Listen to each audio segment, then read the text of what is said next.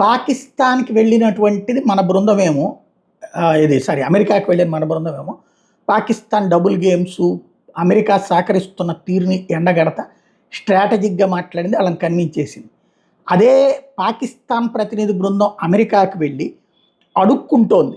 Air defence systems కావాలని, fighter jets కావాలని, భారత్‌ని తట్టుకోవాలంటే మాకు సహకరించాలని, ఎయిర్ బేస్‌లు కట్టుకోవడానికి డబ్బులివ్వాలని చెప్పేసి అడుక్కుంటోంది. బెగ్గింగ్ చేస్తుంది అక్కడ. Seen what would have happened to us if we didn't have air defense.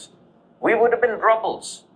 We'd be pulling out 60,000 kids from the rubble of schools, and when 80 planes come at you, 80 in a few hundred miles, when 80 planes come at you, all of them having 5 missiles each, you multiply 80 with 5 missiles, and you know what India was coming at. Were they coming to hit one residential area with 80 planes and 400 missiles, some of which were dual carriers of atomic kind of warheads?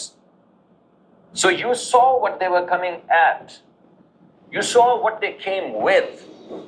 And you saw the technologies that they deployed from various countries. So I would say, bring it on, man. Give us those technologies. We'd buy them from you. 80 యుద్ధ విమానాలతో 400 మిస్సైళ్లతో భారతదేశం విరుచుకుపడింది.